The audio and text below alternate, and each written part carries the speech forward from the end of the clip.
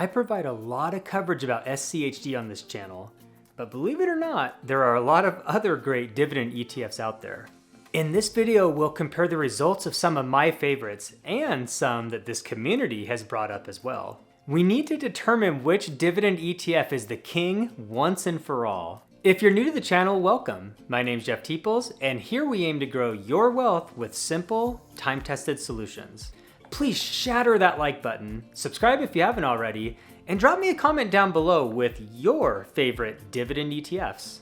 If you and a friend are interested in using Seeking Alpha, consider using my link in the description below. It'll help support the channel, and more importantly, it will save you some money on your first full year. All right, that's enough of that. You know what time it is. Let's grow. Dividend ETFs. Dividend investing is great for people that want to build stable wealth over time. Dividend stocks provide excellent downside protection compared to their growth counterparts, but they also limit the growth potential. I view quality dividend ETFs as the steady eddies of the investing world. They have a lower ceiling with a raised floor. Growth ETFs, by contrast, are all over the map. They will soar to the moon when the market is firing on all cylinders, but they will also crash hard in the downturns. I think a well-balanced portfolio calls for some of both of these ETFs. Growth is typically better for people with more years left to invest that have time to ride out the waves. And dividends are better for those needing cash flow now that are in or close to retirement. I often go into more depth to compare these two types of investments on this channel, but today we're just going to strictly look at the dividend ETFs. There is a lot of financial information to consider when selecting dividend stocks or ETFs. But there are three primary factors that long-term dividend investors care about from a 30,000-foot view. We have the trifecta of dividend yield, how much they are paying us now, dividend growth rate, how much that amount grows in the future, and then of course total returns, which we care about in all kinds of investments. A dividend ETF that crushes all three categories is definitely a keeper, but the emphasis on each of the three categories depends on the investor. For example, a retired person may focus more on dividend yield to help them pay the bills now. A high dividend growth rate may not be enough to get by if the yield is too low. Total return matters long-term for any type of investment. This metric assures that you're not falling into a yield trap. I personally care the most about the dividend growth rate, and I'll show you why when I share my screen here in a minute. We're going to be using the Retire on SCHD spreadsheet that I bust out from time to time on the channel, but I threw in a new wrinkle. I will compare the SCHD retirement situation to a guaranteed 5% high yield savings account over the past decade. Now, those savings rates didn't exist for most of the past decade. As many of you know, the rates were close to zero for a lot of this time frame. But we're gonna pretend like they existed just to expose the yield chasing fans in this great debate. I always wince when someone says, how could you turn down a guaranteed 5% high yield savings account or money market compared to a measly 3.5% yield of SCHD? I've added a couple columns to my pre-existing spreadsheet, and I'll detail all this real quickly before we dive in. But for the new columns, we have the SCHD dividends per year right here, and you can see the years are listed over here. And then we have a guaranteed 5% high yield savings account. We're pretending we had that option each of the last 11 years. Again, this has only existed down here in these years, but just for fun, we'll say you could have gotten your guaranteed 5% that everyone's so excited about. Now, in this scenario, dividends are not reinvested for both of these. So this is strictly the growth and the yield combo. No new shares are being purchased. So this person, just to give some context here, at the end of 2013, retired and put $500,000 into SCHD. DRIP turned off, dividend reinvestment turned off. So that $500,000 is the only shares they ever bought. At the time, it was that many shares. And here's the price at the end of 2012. 2012 when they retired. And that's this scenario here. These are the dividends that those shares produce. And then the same exact 500,000 is being assumed in the parallel testing here to be put into a 5% high yield savings. Again, no reinvestments. So you can see it's that same 5% every year, just like these aren't being reinvested. And you're probably thinking, wait, Jeff, your spreadsheet's broken. This is the power of growth. And now, of course, you could say the surplus could be reinvested here. The surplus could be reinvested here. But just sticking with that initial investment and living on what it kicks out, over 11 years, you produced $323,000 of dividends with SCHD and $275,000 of the high yield savings. And as you can see in the most recent year, 2023, which was a bad SCHD year as far as price, you received dividends of nearly $47,000 compared to $25,000 of the high yield savings. That's how crazy dividend growth alone, no other factors. This is strictly this growth right here adds up over many years. And to boot, this high yield savings account, when you're living on the dividends, you still have 500,000 at the end. This SCHD in these years with real prices as the year-end pricing turned into over $1.3 million. So not only did you get this money without reinvesting a penny, we took this and we lived and had fun with it. We're crushing inflation, whereas inflation will eat you alive with the high yield. And we also have a value of nearly $1 million higher than we started with. And it'll only continue to climb. And you may be thinking, SCHD is only 3.5%. I call it BS. But the way that works is the dividend per share has gone up about triple, and the price per share has also gone up nearly triple. So the yield is about the same. Remember, the yield is simply the dividend paid per share, 266, divided by the price per share. If the price continues to appreciate at roughly the same rate that the dividend appreciates, the yield will be the same. In this case, SCHD has historically been anywhere from 3 to 4 or so, dips into the high 2s here and there. That's the deception. People assume that 5% is higher than 3.5, and well, literally, of course it is. In reality, it's not when you consider the compound effect, that whole eighth wonder of the world, with the dividend growth. Nothing to do with the dividend yield because it's almost canceled out by the price appreciation. So it can be deceptive, and this stuff takes a while to get used to, but and this isn't a yield trap per se, but you are losing to inflation. But a yield trap, you always hear people talk about that, is when you get these juicy 10, 12, 15, 20% dividends. But remember, that's dividends received divided by the price. If the denominator tanks, aka you're catching a falling knife, the yield goes up, but it means nothing in reality. What you're paid is what it is. So the yield math only matters the day you buy it. And then it becomes yield on cost for long-term actual performance. We can sit here and argue about weird things, or we can move on to the fun stuff. I vote we go. The best dividend ETFs. We have talked about a variety of dividend ETFs on this channel. Before we dive into this compare process, I wanted to reach out to you guys and ask if you have any good ideas for new dividend ETFs that we should add to this mix for these videos moving forward. Drop them down in the comments below. And we'll be diving pretty deep into the nerdy data because these specific updates will be few and far between. I updated the ETF compare spreadsheet with a new dividend ETF tab. And I'll be updating this every Friday. It's out there for the channel members. It really is a pretty cool one to compare the best dividend ETFs real time on a weekly basis.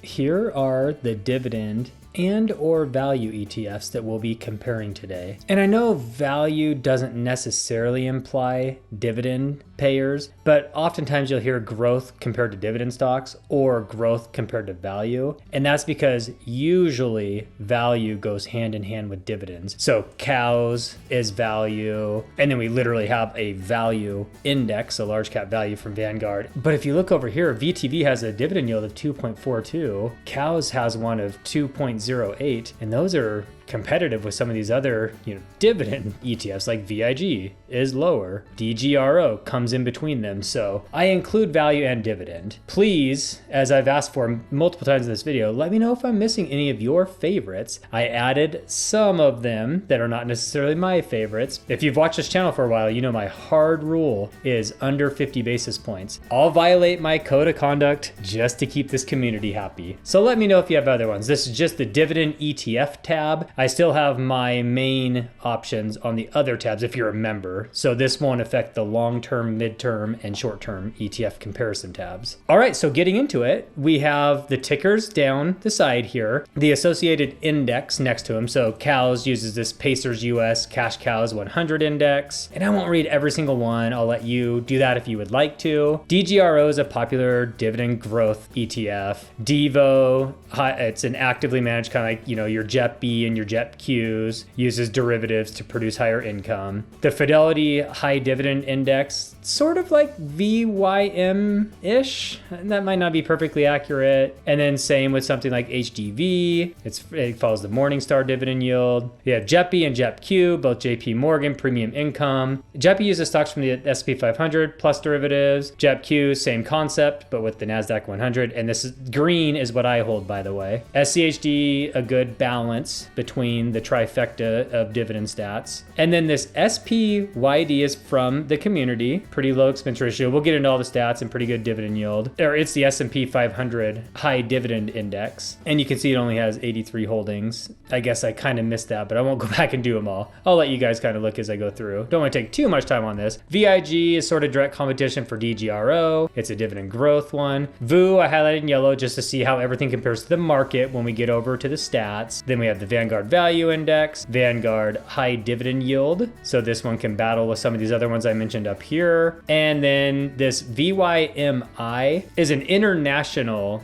dividend ETF. So we can see how a quality international dividend ETF is comparing to the US stuff. So again, if you have more, just feel free to shoot them my way. And what I'm going to do here is collapse this view to our pertinent data here. This is going to be similar to the growth video I made recently. I'm just going to sort best to worst on each thing. So with the expense ratio, you can see the value index, SCHD, VIG, and VYM are tied for the lead. We basically have a 7-way tie for close enough to first place, couple basis points difference. And then you have some of these higher, and again, Devo, it's been a bad boy. Cows just makes it. And then my baby, JEPQ, because I need that cash flow right now after quitting my job, is 35 basis points. Little high, but not bad for an actively managed one. But on the flip side, when you go to trailing 12-month dividend yield, this is where JEPQ, JEPE, and Devo look nice. The ones that use derivatives, call options, and things like that to create income. And then the international one pays a high dividend. I feel like that's decently common. SCHD is one of the more competitive yield ones along with its quality dividend growth, and we'll get into that. And I'll just kind of let you look down the list. You can see the growers like DGRO and VIG are a little lower on the yield because they focus on dividend growth. That's sort of their whole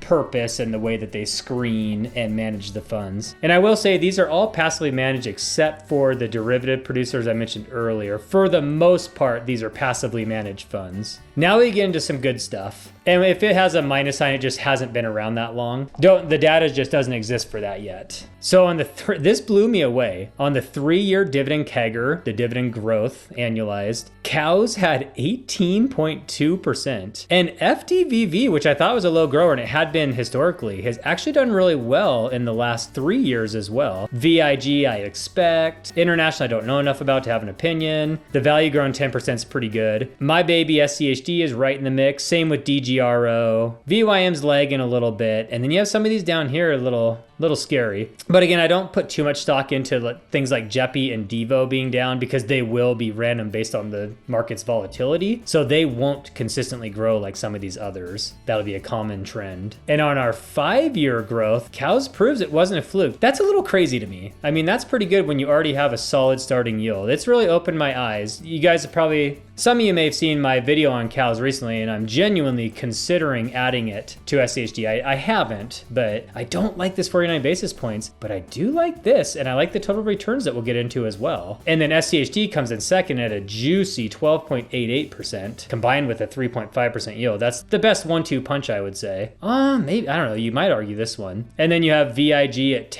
over 10%, very good. DGRO, again, these are made to grow. I think that VIG and DGRO will out dividend growth SCHD over the years. I know they haven't so far, and they haven't even in the 10-year, which is not on here, but I think the tide will turn, and I don't know, we'll see, actually. SCHD does focus on balance sheet, so far so good on it. VYM's always a low growth ETF. It's been like that for a while. And you have some of these other ones, like the market's only been 4.4. That's pretty bad in the last 5 years. And then we get into total returns. And I don't have the year to date and the 1 year on this. I will when we jump out to Seeking Alpha, but it only had performance, so it didn't count dividends. It's not the total return like these columns. And unfortunately, that doesn't work when you're looking at things like JEPQ that pay most of their gains out in dividends. So it made it really goofy. So I just focused on the 3, 5, and 10-year total return for the spreadsheet. The king of the 3 years, FDVV. All you Fidelity guys out there telling me to watch that one, you know, here's your moment. And I will say the 3-year total return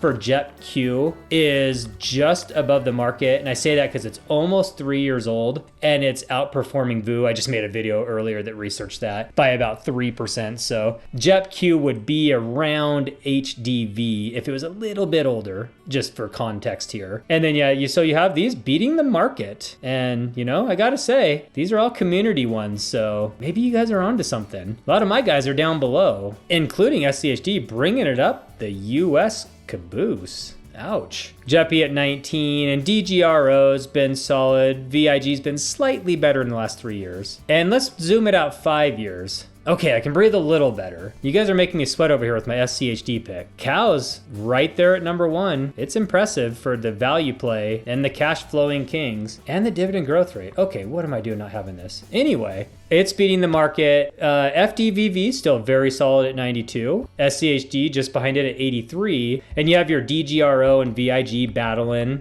right behind SCHD actually. On the 10-year, I think they do. On the 10-year, they get them. And again, these don't have 10 years of history. There's nothing wrong with them, besides they're just a little younger here. So the market, as we would probably expect in this bull run we've had in the last decade plus, is 232. You know my growths, VGT was 500 something, QQQM was 400 something, SCHG was 300 something. So when I did my growth video a couple weeks, they were smashing the market. And you can see here, as you would expect, you know, there's always a growth versus value factor battle over time, and it reverts to the mean and does its things over time. But the market beats all these, but we have DGRO coming in as the king. It just turned 10 recently, and it's number 1. VIG slightly ahead of SCHD for number 2. And then you have your value index, and then these guys, these higher yielders, although I say that, but SCHD still out yields them, are typically below on the total return. This is why I say, and I know I hate to be a broken record, but when you can have 10-year returns that are very competitive, dividend growth rates that are usually the best, which is weird against these two, and a yield that's double most of the other ones that battle in these categories, it's like you get to have your cake and eat it too. You get the high yield, you get the total return, and you get the dividend growth rate. I just love how SCHD screens for those 100 clean balance sheet companies and with a focus on value. The PE is around 16. All right, we're popping out here to Seeking Alpha so we can also look at the shorter term total returns. And I just realized I have VGT pulled up. This is just a bookmark. You can ignore this because really we're focusing down here on the charting tab. I removed VGT and I have all the dividend guys here.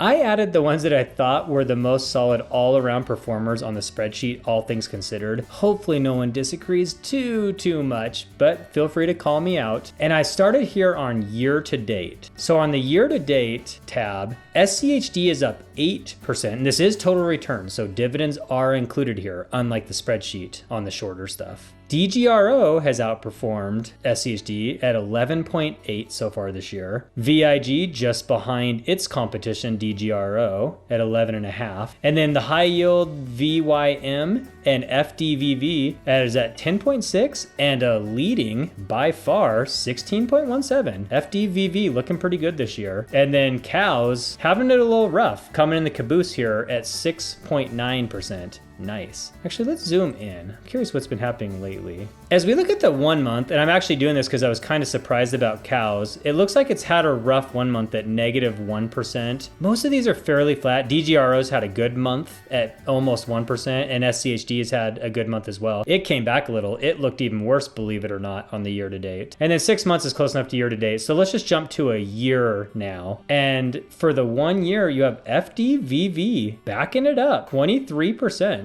And who's in second here? VIG at 17, DGRO at 16.69, very nice, and VYM at 15.38. And I hate to say it, but we knew this. We knew this was the case. SCHD struggling at 12.6%. Don't worry, you're still my boo. And cows, okay, I was talking you up. What's going on here, bro? At 8.72. So I just wanted to pull this up. I gave enough nerdy details on the spreadsheet, but I wanted to provide the full picture. Make sure you guys don't call me out for being biased for SCHD like I usually get a lot of crap for, and probably rightfully so. But in all seriousness, my 3 favorite remain these 3 on the left for now as far as dividend ETFs, and mine is still SCHD. And a big part of that is because it has little to no overlap with VGT and QQQM, which are my favorite growth ETFs on the other side of my portfolio, whereas DGRO and VIG do pull in a lot of tech. So I like a true counterbalance as well. In a vacuum, if I could only own one thing and one thing only, no growth, no VOO for a cornerstone,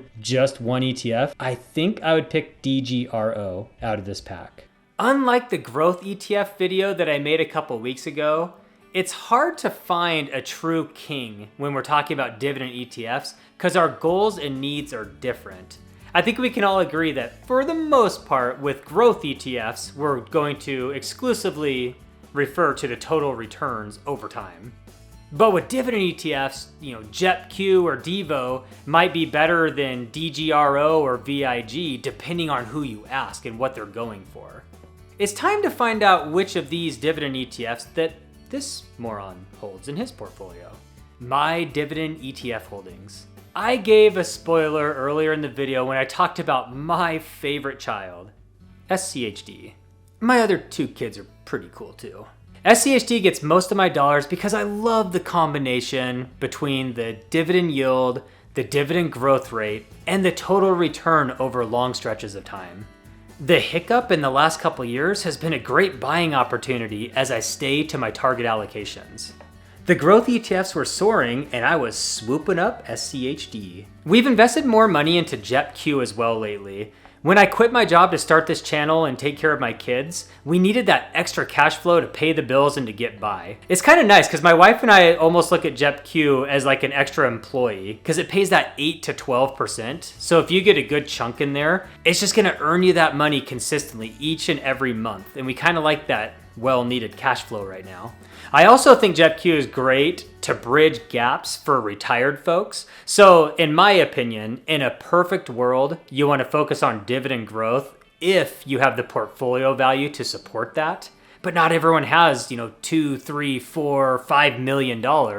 And if you're a little lower, $500,000 or maybe $1 million, as inflation hits and stuff over the years, it combined between all of your accounts, JEPQ can really help bridge you to Social Security and dividend reinvestment situations that will allow you to slowly trickle some in to DGRO, VIG, SCHD to assure that you beat inflation over the time. But you may need JEPQ or one of the derivative cash producing ETFs like that to get by in the near term. See, even I'm guilty about chasing yield here and there. But it's all about what we need in our current situations. We're all different. What dividend ETFs or stocks do you include in your portfolio? Please drop me a comment and let me know below. I really do love hearing what you guys do in your portfolios. Don't get it twisted. I learn as much from this great community as you do from me. And speaking of this top tier community, we had 7 new channel members over the past couple weeks. I'd like to give a huge shout out to the names that are on the screen now, and of course to all of you that have been here all along. I hope you're enjoying the badges, the emotes, the spreadsheets. They're in Google Sheets and Excel form, depending on your preference. And soon to be the monthly channel dividend giveaway from the HODL Factory I've been alluding to. I'm still cooking that one up, along with some other things that are coming. I really do appreciate the extra level of support that you channel members provide me. It's helped a lot. Check out one of these two videos to continue down your path towards financial freedom. I know a lot of people like to mention a specific video when they do these outros, but I like to keep it general because I don't know where you're at in your situation and what video makes the most sense for you. Just do the right thing and watch and like every single one of them. Thanks for watching, and I will see you here next Sunday. Peace.